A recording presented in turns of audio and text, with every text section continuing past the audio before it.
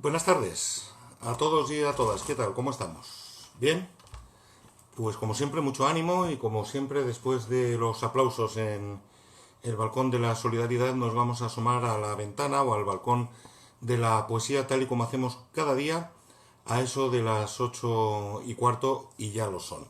Así que me alegra mucho saludaros, me alegra sobremanera que os saludéis en estos primeros minutos, ¿no? Que se establezca pues esas conversaciones de cuando entras al lugar donde va a ocurrir algo y te vas encontrando pues con los vecinos, con los amigos, con la gente y se establece esa comunicación, eso es muy bonito.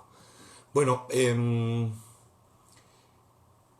últimamente nos estoy diciendo que etiquetéis a amigos para que seamos más, porque en la sala cabe mucha gente. No es que mi casa sea muy grande, pero la de la poesía sí, y la ventana de la poesía sirve para que entre toda la luz y toda la compañía, ¿vale? Entonces, hacedme el favor, invitad a vuestros amigos, etiquetad a alguien en el Facebook y os tengo que decir que cada vez somos más y más variados, ¿no? Hay muchísima gente desde Hispanoamérica que se viene con nosotros, que nos sigue y también, bueno, pues yo creo que ya de todas las comunidades autónomas de España y de otros países de este viejo continente. Y eso, pues oye, está muy bien, que hagamos comunidad y que seamos cada vez más los amigos que nos reunimos, porque el momento en que nos desconfinen, nos vamos a ir de vacaciones y a lo mejor nos hacemos visitas, ¿no? Y nos vamos a ir a conocer a la gente con la que nos estamos saludando ahora mismo, no os asustéis. Bueno, vamos a comenzar. Hoy quiero hablar de Manuel Machado, ¿vale? Ayer hablábamos de su hermano Antonio y yo decía que Manuel está injustamente postergado, condenado al olvido. Explicaré por qué y también intentaré explicar por qué es injusto ese olvido, esa postergación y ese casi encierro, ¿no? Como si fuera una prisión permanente no revisable, porque este hombre lleva allí en el olvido muchísimo tiempo, muchísimo, demasiado, y es uno de los grandes, indiscutiblemente. Pero ¿qué ocurre? Y lo explicaré también, que no resiste la comparación con su hermano Antonio. Pero ¿quién resiste la comparación con su hermano Antonio? ¿Quién resiste una comparación con Antonio Machado? En su obra y en su vida. Yo creo que nadie, absolutamente nadie. Pero eso va enseguida. El otro día, ¿os acordáis? Hablábamos de León Felipe. Y como no quiero tampoco extenderme mucho, dejé fuera un poema que me costó mucho sacarlo del balcón, tenderlo a la vista de todos, es lo que me hubiera gustado. Y desde entonces estoy dándole vueltas, digo, joder, lo tenía que haber leído, lo tenía que haber leído. Es que es un poema y digo, bueno, pues hoy, aunque no venga al caso, lo quiero leer. Y retomamos aquello que hablábamos de León Felipe. No os voy a explicar su biografía porque ya lo hicimos el otro día, no os voy a hablar de sus condiciones singulares en la poética porque ya lo hicimos el otro día, solamente os voy a leer un poema que León Felipe escribe ya desde el exilio en 1942, como no, en México. Si os dais cuenta cuánto aparece México, cuánto aparece México, cuánto le debemos, ¿no? A ese gran país al que yo quiero muchísimo, que me gustan hasta, bueno, iba a decir las mexicanas, las rancheras, los corridos mexicanos, vamos, la música mexicana me gusta mucho. Desde allí, León Felipe, seguramente que le pasó algo que nos ha pasado a todos, ¿no? Que cuando nos reunimos con la familia, con los amigos, hay alguien que dice, no habléis todos a la vez, ¿por qué gritáis tanto, no? Y siempre decimos, es que en España hablamos así, gritamos, y es verdad. Y lo hacemos en todos los sitios y en todas las situaciones, como si gritar, el que más gritara es el que tiene razón, no lo sé. Pero también es cierto que hay una habilidad de mucha gente que puede estar escuchando tres conversaciones a la vez de intervenir en una cuarta, y eso es, yo creo que casi privativo, ¿no? Del español, de cualquier orilla del río. El poema se titula así, ¿por qué habla tan alto el español? Y es maravilloso. Y luego entramos con Manuel Machado. Este tono levantado del español es un defecto, viejo ya, de raza. viejo e incurable, es una enfermedad crónica. Tenemos los españoles la garganta destemplada y en carne viva. Hablamos a grito herido y estamos desentonados para siempre porque tres veces tuvimos que desgañitarnos en la historia hasta desgarrarnos la laringe. La primera fue cuando descubrimos este continente y fue necesario que gritásemos sin ninguna medida: tierra, tierra, tierra. Había que gritar esta palabra para que sonase más que el mar y llegase hasta los oídos de los hombres que se habían quedado en la otra orilla. Acabábamos de descubrir un mundo nuevo, un mundo de otras dimensiones, al que 5 siglos más tarde, en el gran naufragio de Europa, tenía que agarrarse la esperanza del hombre. Había motivos para hablar alto, había motivos para gritar. La segunda fue cuando salió por el mundo grotescamente vestido con una lanza rota y una visera de papel, aquel estrafalario fantasma de la Mancha, lanzando al viento desaforadamente esta palabra de luz olvidada por los hombres: justicia, justicia, justicia. También había motivos para gritar, también había motivos para hablar alto. El otro grito es más reciente. Yo estuve en el coro. Aún tengo la voz parda de la ronquera. Fue el que dimos sobre la colina de Madrid en el año de 1936. Para prevenir a la majada, para soliviantar a los cabreros, para despertar al mundo. ¡Que viene el lobo! ¡Que viene el lobo! ¡Que viene el lobo! Nadie le oyó. Los viejos rabadanes del mundo que escriben la historia a su capricho cerraron todos los postigos, se hicieron los sordos, se taparon los oídos con cemento y todavía ahora no hacen más que preguntar como los pedantes: ¿pero por qué habla tan alto el español? Sin embargo, el español no habla alto, ya lo he dicho. Lo volveré a repetir: el español habla desde el nivel exacto del hombre, y el que piense que habla demasiado alto es porque escucha desde el fondo de un pozo. Es brillante, ¿eh? Pero no solo es brillante, es reflexivo. Como siempre os digo, bendita esa poesía que en lugar de hacernos soñar, nos despierta. Bueno, vamos con Manuel Machado, os va a sorprender. Manuel Machado es el poeta del pasotismo. Sí, no lo habéis leído en ningún sitio, me lo acabo de inventar yo, pero es así. Es un pasota, es un ácrata, es un bohemio, es un borrachín, es un putero, es un burgués simpático, a pesar de los pesares, de los que hablaremos también. Pertenece a esa generación que conoce el cambio de siglo, porque él nace en 1874 y muere en 1947, un momento en el que entran en crisis los valores de la asentada y dominante vieja burguesía española, a la que él no pertenece, pero sí a una familia librepensadora, y eso es muy importante y muy vinculada con la intelectualidad y con la literatura.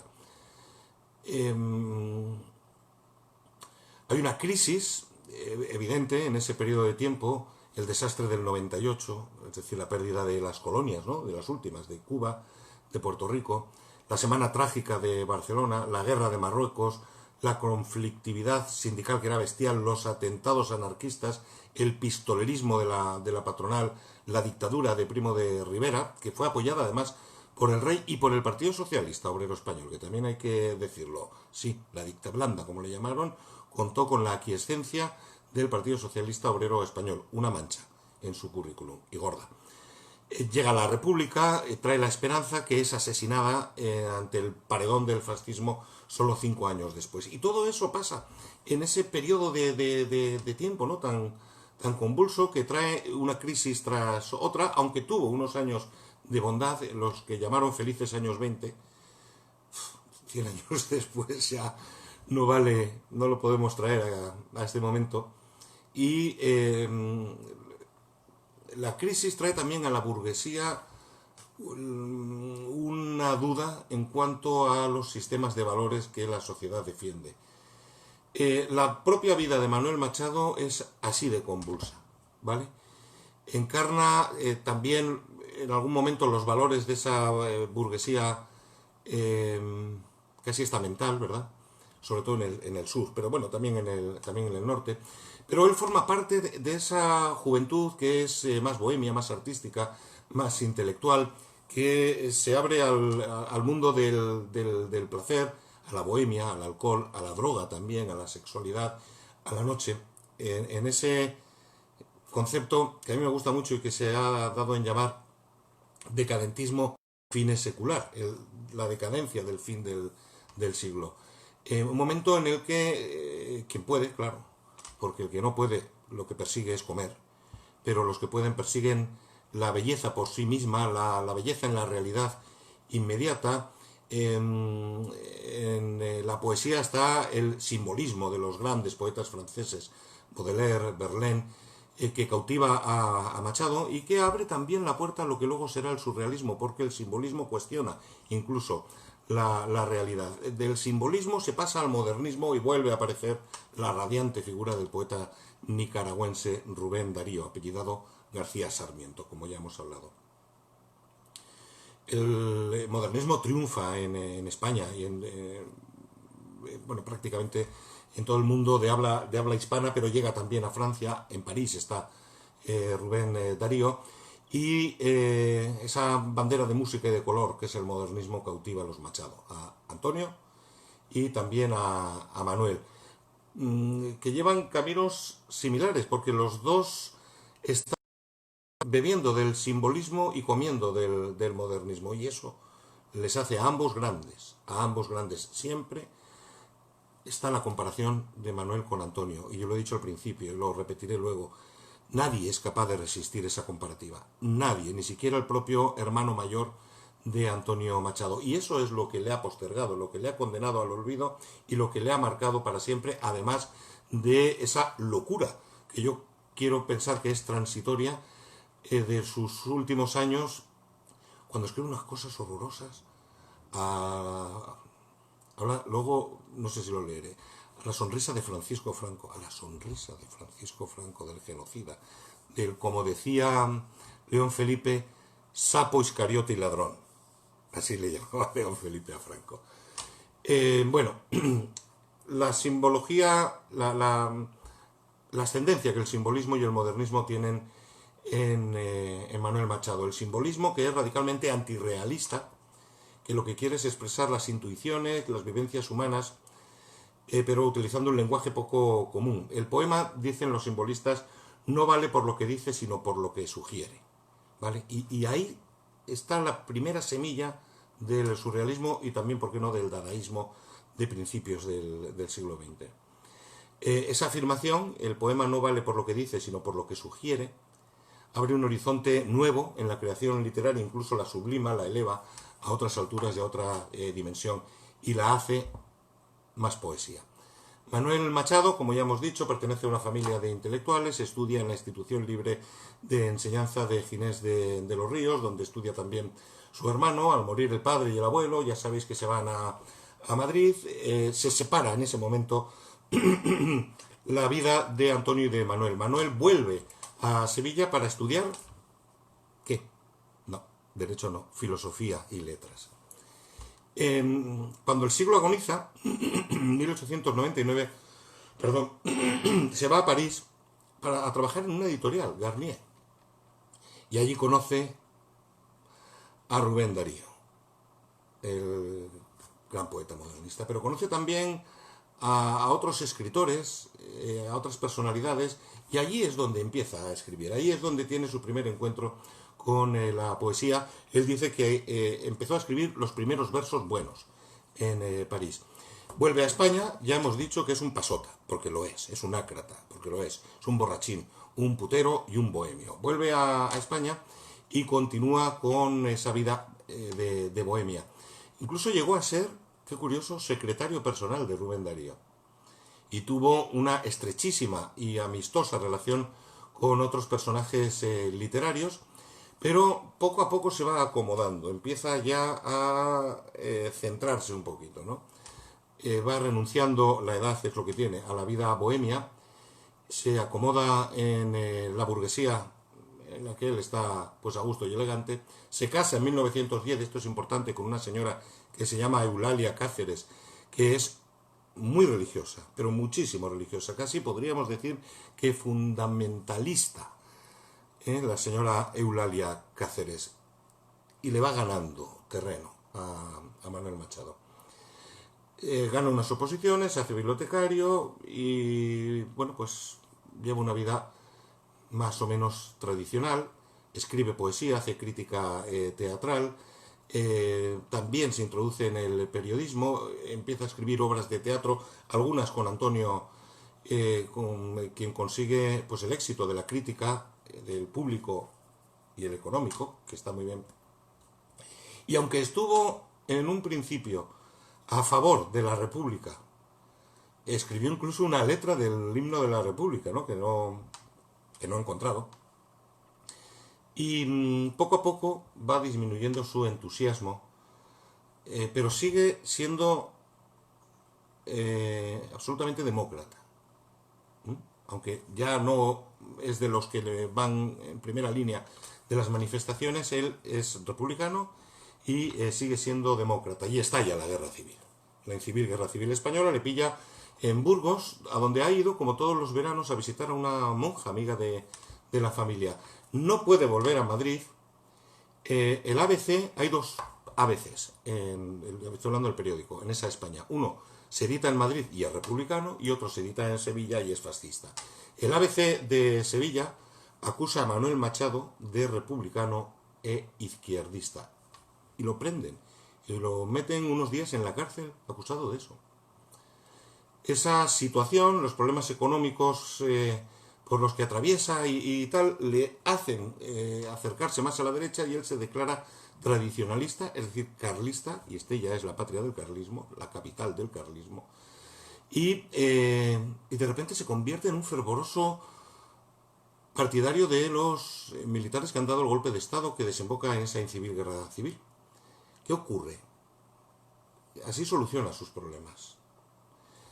Se libra de esa mancha en su expediente de haber estado en la cárcel acusado de izquierdista y de republicano, y yo tengo la convicción de que este hombre lo que hizo fue salvar el culo.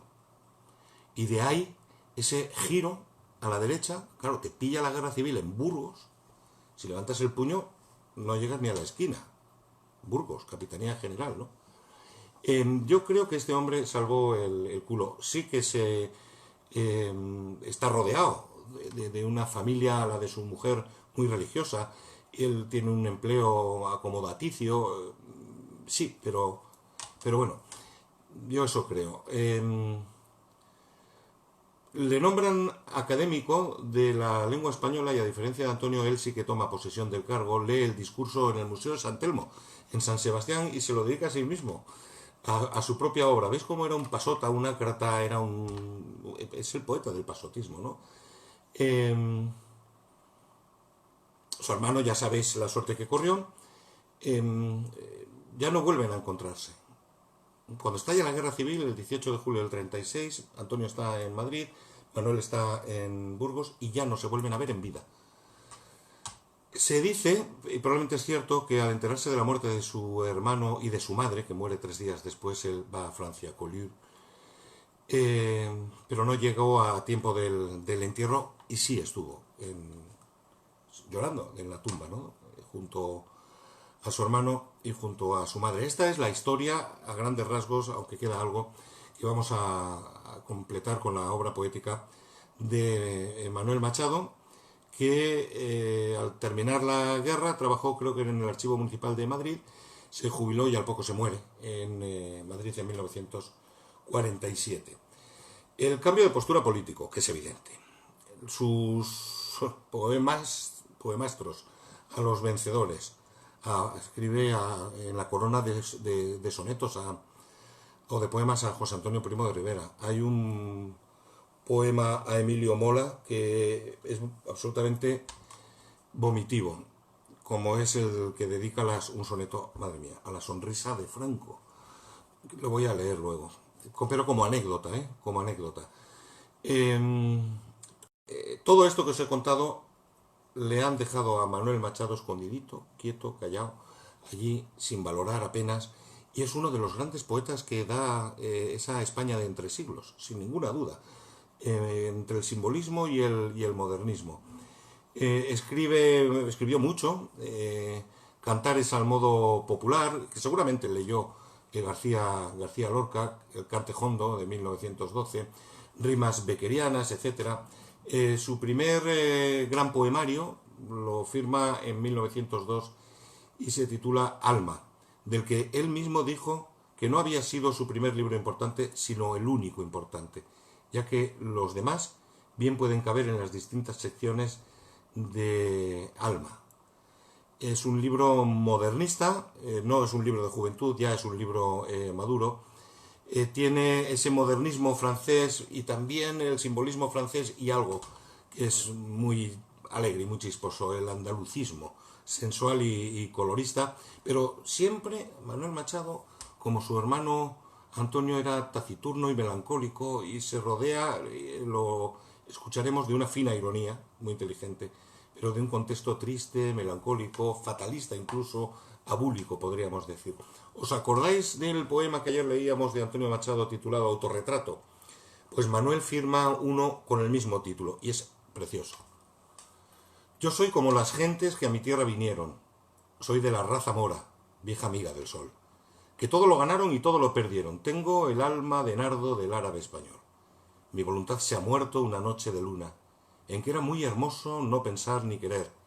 Mi ideal, extenderme, sin ilusión ninguna, de cuando en cuando un beso y un nombre de mujer. En mi alma, hermana de la tarde, no hay contornos, y la rosa, simbólica de mi única pasión, es una flor que nace en tierras ignoradas y que no tiene aroma, ni forma, ni color. Besos, pero no darlos, gloria, la que me deben. Que todo como un aura se venga para mí, que las olas me traigan y las olas me lleven y que jamás me obliguen el camino a elegir.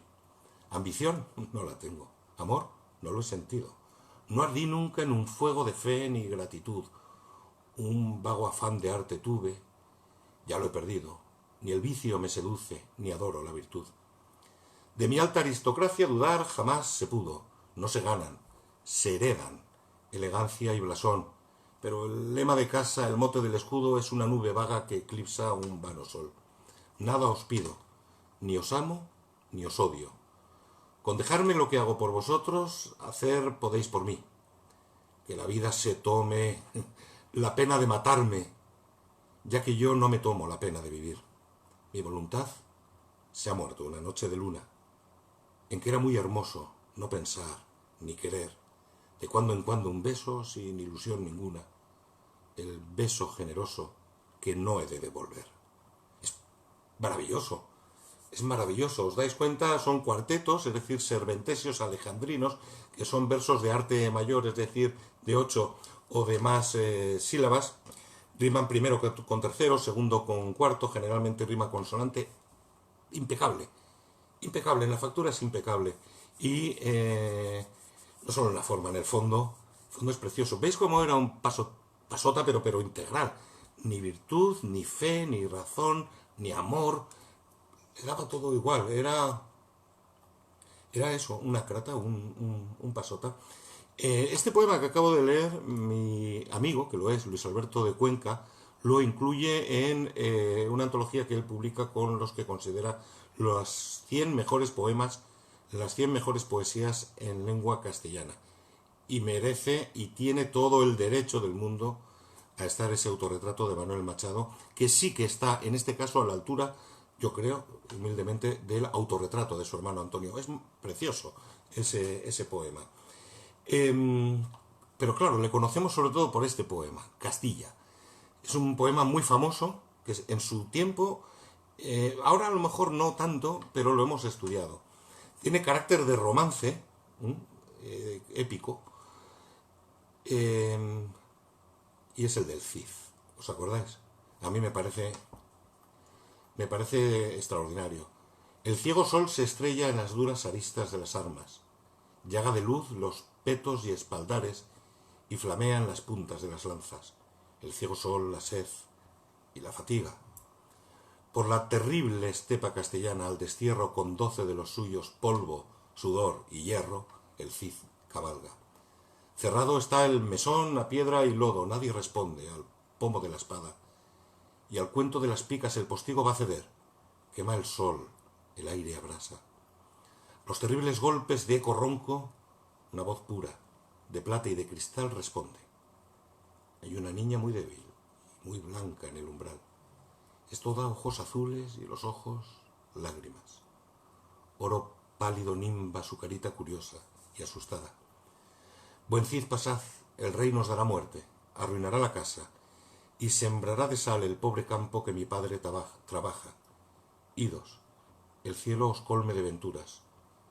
En nuestro mal, oh Cid, no ganáis nada.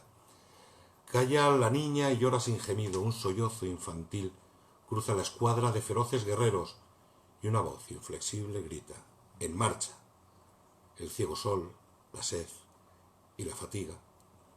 Por la terrible estepa castellana al destierro, con 12 de los suyos, polvo, sudor y hierro, el Cid cabalga.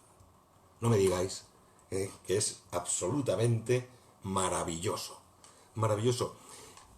Y en este momento es cuando tengo que decir que da exactamente igual que un poeta sea de izquierdas o de derechas. Porque no estamos hablando del hombre, estamos hablando de su obra, de su poesía. Y eso hay que reconocerlo. El otro día preguntabais en los comentarios, oye, ¿hay poetas del otro lado? Hablábamos, creo que de León Felipe. No, y sí, claro que los hay. Luis Rosales, Agustín de Foxá, Manuel Machado. Pero, repito, yo creo que Manuel Machado se cambia la chaqueta porque le ve las orejas a ese lobo del que nos hablaba antes León Felipe. Repito, le pilla el inicio de la guerra en Burgos, lo meten en la cárcel, lo acusa el ABC de Sevilla de ser republicano y de izquierdas. Sí que era republicano y era demócrata. Pero no tiene la coherencia, la honestidad, la dignidad, la fuerza, a lo mejor, que tenía su hermano Antonio. Y eso le ha marcado. Pero, ¿veis cómo escribía? ¿Veis cómo escribía? En 1909 publica otro libro, El mal poema. Y aquí encontramos ese ejemplo del decadentismo finisecular, de la decadencia de la burguesía en el fin de siglo. Para muchos es el mejor poemario de Manuel Machado. El mal poema es el título. Hay quien lo ha definido incluso como antipoesía, rebelión, desgarro. Ofrece un lenguaje canalla que a mí me encanta, sarcástico, duro. Y comienza, porque era muy exhibicionista este hombre. Comienza con otro autorretrato, también en una composición clásica, versos alejandrinos, es decir, de 14 sílabas. En muchos casos hace una pausa en mitad del alejandrino y lo divide, por lo tanto, en dos hemistiquios. Con esto lo que quiero decir es que la factura formal de Manuel Machado es impecable. Es impecable. Así como Antonio Machado vestía con ese aliño indumentario descuidado, ¿no? Que se quemaba mientras fumaba, que fumaba mucho. Manuel era un tipo más señorito andaluz, ¿no? Como más estirado, más cuidadoso, más más burgués, sí, lo tenía que decir. Este es el autorretrato con el que comienza el mal poema. A mí me encanta, ¿eh? Fijaros qué canalla, qué canalla.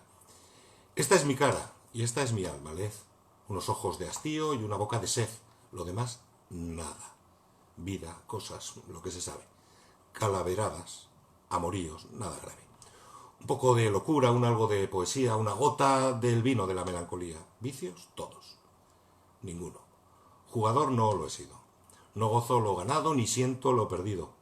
Bebo, por no negar mi tierra de Sevilla, media docena de cañas de manzanilla. Las mujeres, sin ser un tenorio, eso no.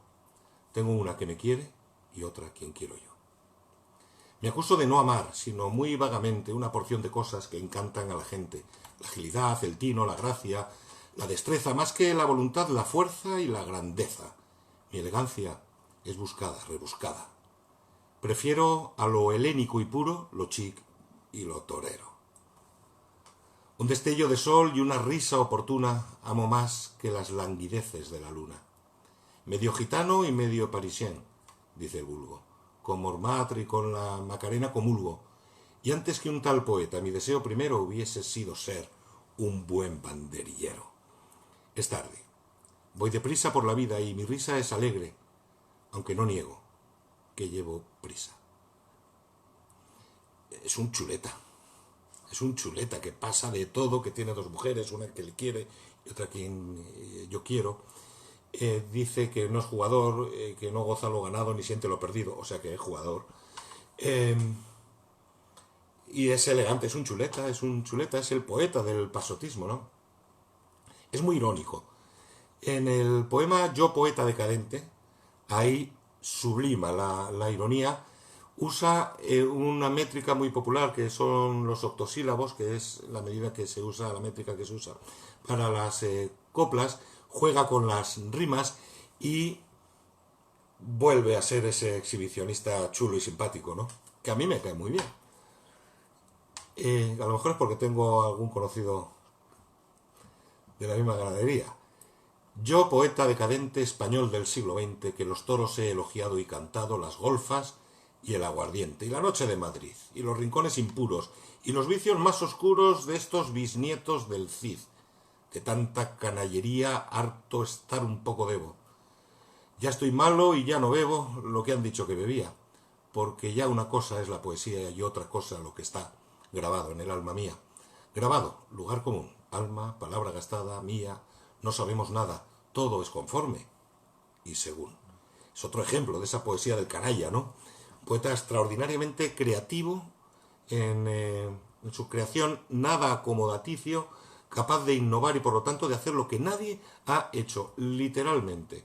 Camina por senderos vírgenes y va despejando a ambos lados la maleza, lo aburrido y lo inservible.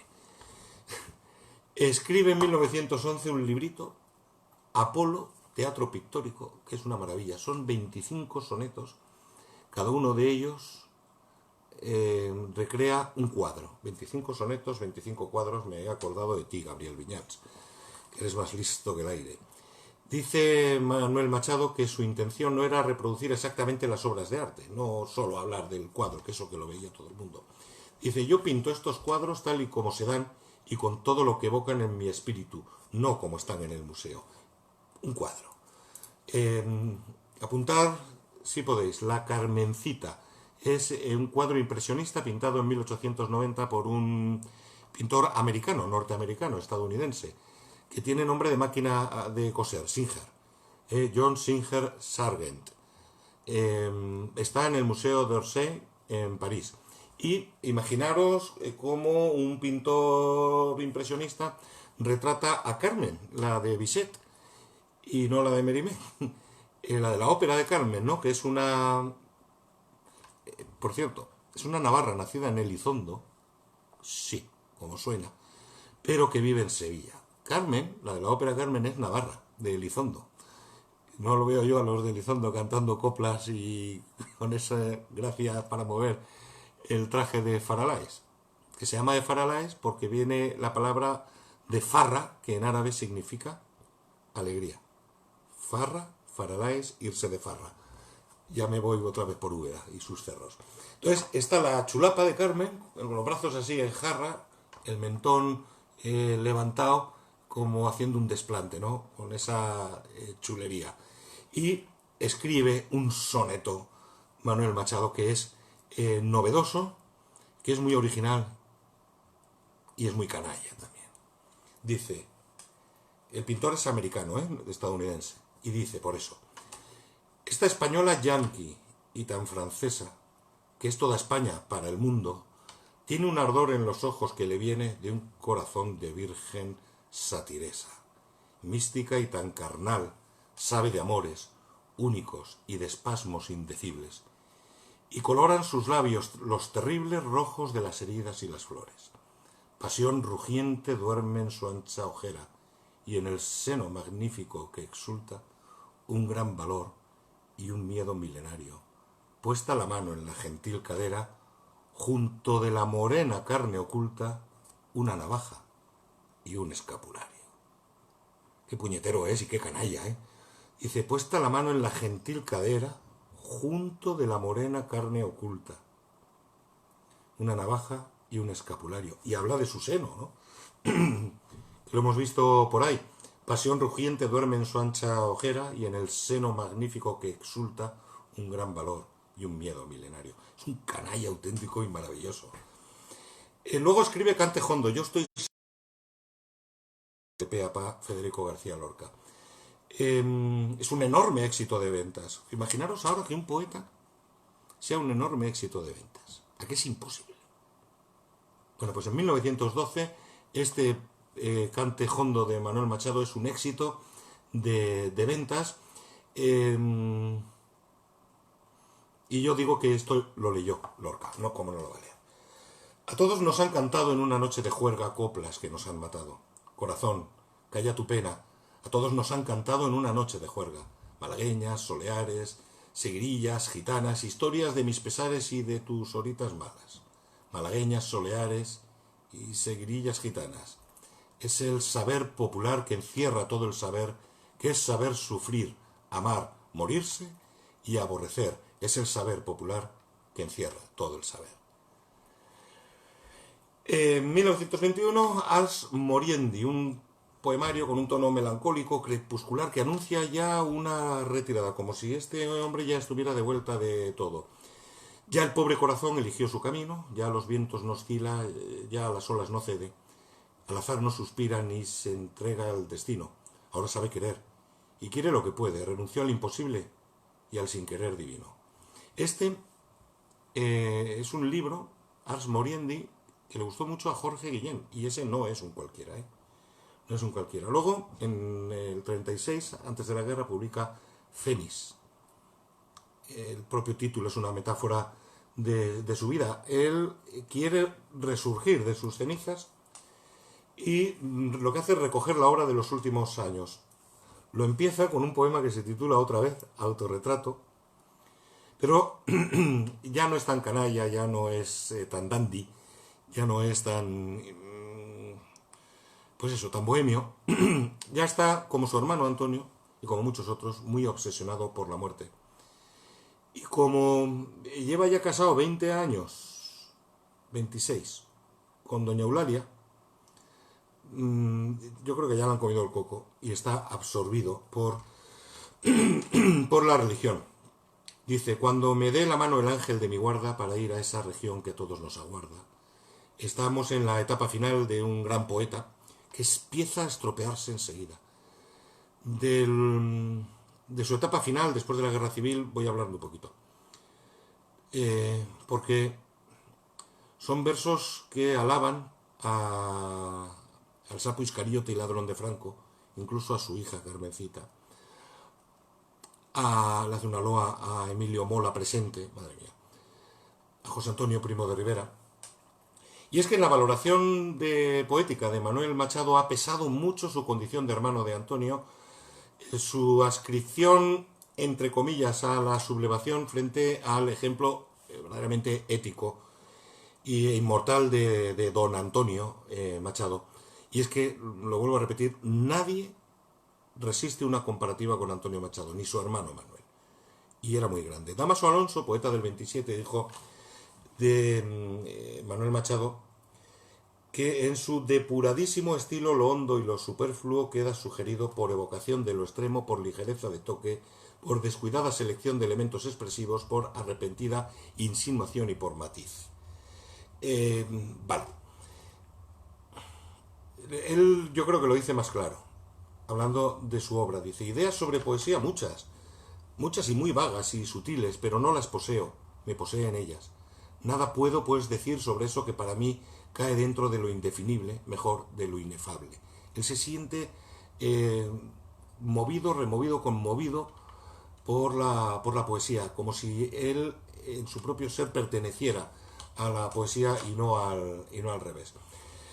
Os lo voy a leer como anécdota, ¿vale? Pero no puede este poema asqueroso ni siquiera creo que atribuirse a la mente de alguien tan poético como Manuel Machado. Repito, yo creo que para salvar el culo hizo este esperpento y otros muchos. Y os lo leo porque, repito, la definición de León Felipe es la que es: sapo, iscariote y ladrón. Un soneto dedicado a Franco, que es una anécdota, que no tiene que desdibujar y que no tiene que empañar lo anterior en absoluto. Manuel Machado es uno de los grandes, sin ninguna duda. Pero se vuelve loco, se vuelve tarumba, por lo que hemos explicado, ¿no? Y dice: caudillo de la nueva reconquista, señor de España que en su fe renace, no le voy a dar ni tono, sabe vencer y sonreír y hace campo de paz la tierra que conquista. Sabe vencer y sonreír, su ingenio militar campa en la guerrera gloria, seguro y firme, y para hacer historia Dios quiso darle mucho más el genio. Inspira fe y amor. Doquiera llega el prestigio triunfal que lo acompaña, mientras la patria ante su impulso crece, para un mañana que el ayer no niega, para una España más y más España, la sonrisa de Franco resplandece. Que alguien que ha escrito lo que hemos leído con anterioridad, no ya en su senectud, no se le ha ido la bola, pero que haga esto, evidencia que obedece a una necesidad vital, y al miedo, y al pánico, y al horror, y a la pesadilla, y a la sangre. Han matado a su hermano, o lo han dejado morir, ¿no? Ha muerto su madre, exilados en Francia.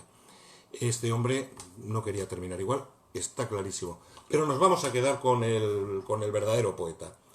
No con quien, siendo hermano de quien fue, hizo lo imposible por sobrevivir, siendo como era el poeta pasota, el ácrata y el bohemio. Termino con este auténtico tesoro. Lo que menos me gusta es el título, Adelfos. Lo demás vale su sueño en oro. Yo soy como las gentes que a mi tierra vinieron. Lo hemos leído antes, ¿eh? Soy de la raza mora, vieja amiga del sol, que todo lo ganaron y todo lo perdieron. Tengo el alma de nardo del árabe español. Mi voluntad se ha muerto una noche de luna, en que era muy hermoso no pensar ni querer. Mi ideal es tenderme sin ilusión ninguna, de cuando en cuando un beso y un nombre de mujer. En mi alma, hermana de la tarde, no hay contornos y la rosa simbólica de mi única pasión. Es una flor que nace en tierras ignoradas y que no tiene aroma, ni forma, ni color. Y termina: nada os pido, ni os amo ni os odio, con dejarme lo que hago por vosotros, hacer podéis por mí, que la vida se tome la pena de matarme, ya que yo no me tomo la pena de vivir. Mi voluntad se ha muerto una noche de luna, en que era muy hermoso no pensar ni querer, de cuando en cuando un beso, sin ilusión ninguna, el beso generoso que no he de devolver. En su época final está claro que su genio poético queda sepultado por las influencias religiosas, por las necesidades políticas y vitales. Yo no sé si es disculpable o no, solo sé que Manuel Machado es un gran poeta hasta el inicio de la guerra civil. Al final se aprecia una propensión hacia una lírica superficial, tópica, predecible y la meculera, si me permitís la expresión. Lo que no queda muy claro, y hablo ahora de su vida, es cómo se entera de la muerte de su hermano Antonio y de su madre. Lo que sí sabemos es que inmediatamente, se entere como se entere, ya lo hemos dicho antes, se va a Francia, a Collioure, no llega a tiempo del entierro, se queda 2 días y luego regresa a Burgos. Luego, al terminar la guerra, se reincorpora a su cargo de director de la Hemeroteca y del Museo Municipal de Madrid, se jubila poco después, siguió escribiendo, pero eso ya no era poesía, era otra cosa. Es como si... Yo creo que la muerte de su hermano mata a Manuel Machado poeta, fíjate lo que os digo. Yo creo que le mata la pena, el miedo, el pánico, y se mata a sí mismo como poeta de manera consciente, escribiendo esas barbaridades de las que hemos tenido un ejemplo, y con uno basta. Muere en Madrid el 19 de enero del 47, está enterrado en el cementerio de la Almudena y está olvidado, y justamente olvidado, porque ha quedado, yo creo que fehacientemente demostrado que es un gran poeta. y que como gran poeta que es hay que reivindicarlo, ¿no? Y no fusilarlo en el paredón del olvido y señalarlo con el dedo porque era de derechas, cuando antes había sido republicano y demócrata. Pero ojo, también quiero decir una cosa, que se puede ser republicano y de derechas. El primer presidente de la Segunda República era Niceto Alcalá Zamora, que era católico y de derechas. También se tuvo que exilar y murió en Argentina, ¿eh? Lo digo porque muchas veces confundimos la parte con el todo, ¿no? Y, hombre, ya. Ahora vienes, ¿eh? Sin vergüenza. Que está muy bien, ¿eh? No está... Yo creo que ayer estaba empachado. Venga, déjame leer el último poema, que es uno mío, y con esto ya ponemos punto y final, que me enrollo mucho. Se titula Tenías razón. No pertenezco a quienes se rinden, tampoco soy de quienes resignados permanecen sentados, esperando que una luz nueva les ilumine el rostro. Nunca he firmado un armisticio, aunque haya escrito muchos, todos los he regalado. No sé de mayores derrotas que las mías, sin embargo el fracaso me revive. No me duele suplicar el perdón ni dar las gracias. Puedo pecar, y sé hacerlo, por defecto. Nunca por palabra, ni omisión, casi nunca por obra. He pedido más perdones que errores cometidos. Me apeno y me avergüenzo de todos mis tropiezos y no espero ni quiero penitencias, actos de contrición. Yo no tengo reproches. Mis golpes en el pecho solo vienen de dentro, que es donde la verdad palpita y duele. Por eso en tardes como esta, la besé tantas veces bajo el cielo infinito. Yo no puedo escribir los versos más tristes esta noche. Ellos saben de mí porque dejé mi corazón en la limpia vitrina de un museo. Allí se queda, detenido, expuesto. Silencioso, hasta que se me pudra al sol en un día de niebla del que escapo. Siempre tendré en Ginebra convenciones y una piedra de hielo deshecha en mi deshielo, deshaciendo lo que nunca terminamos de hacer, un glaciar de misterios en la risa. Ahora sí, ahora creo en el tiempo. Tú tenías razón.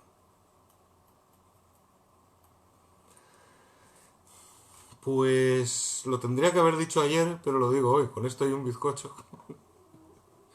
Hasta mañana a las 8:15. Que muchas gracias, de verdad, un beso y hasta mañana y gracias por la paciencia.